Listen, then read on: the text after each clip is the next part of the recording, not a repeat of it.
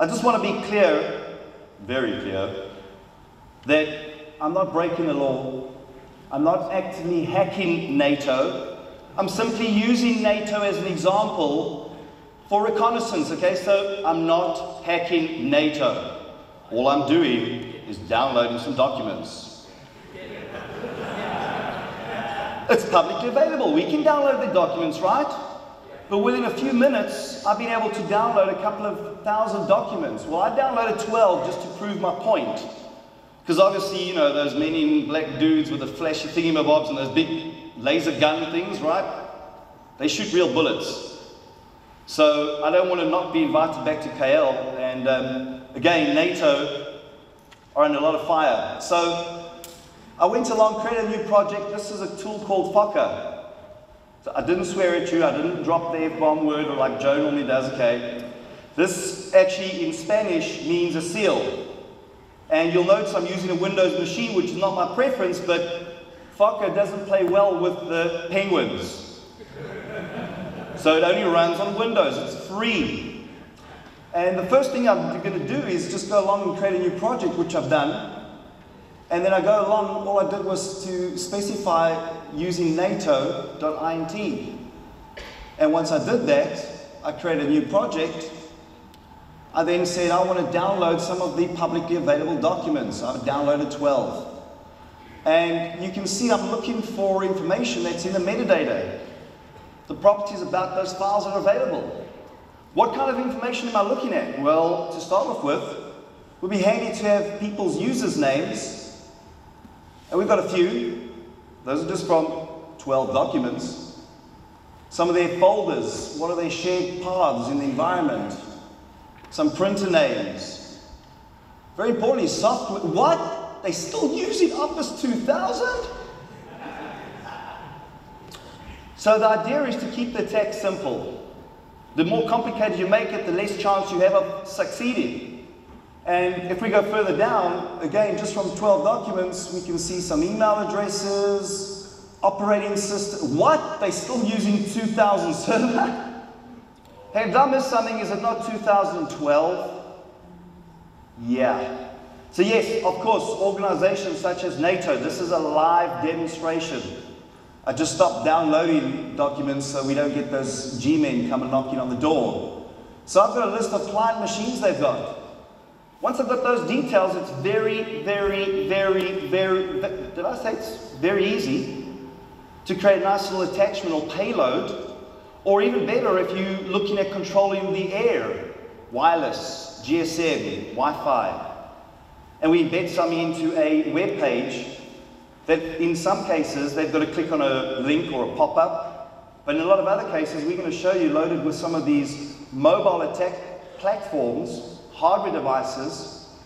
The challenge for malicious folks nowadays is how much money they can make. Not when they're going to get caught, because if they're really good, they're not going to get caught. So this is Fokker. Feel free to download it. Once we've got our recon, well, game's on.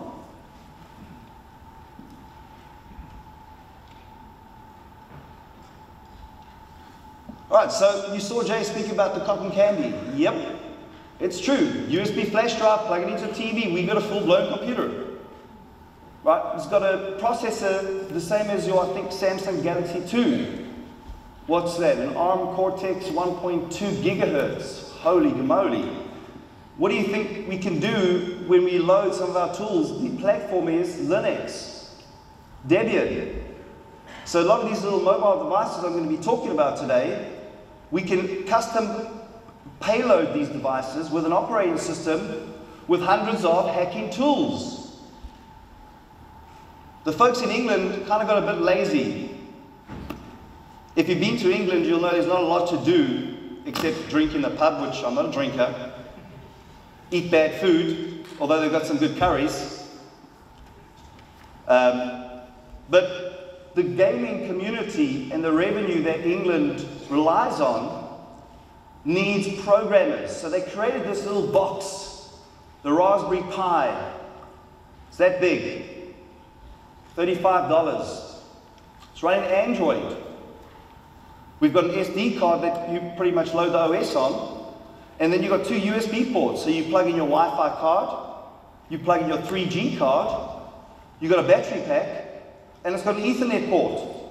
So we hide this in your network, in the roof, in the floorboards, wherever the malicious folks want to get into, even in cases where we put an extended 2-week battery supply on here, and we've shipped it through FedEx or DHL. Now it's inside your organization, and I have remote access to this device. What can I do with it? Well, you're going to see as we go through the session, as well as we do the night hack. So, it's a little bit more information on the Raspberry Pi, the hardware, and there's a lot of distributions, such as the Raspberry Pwn.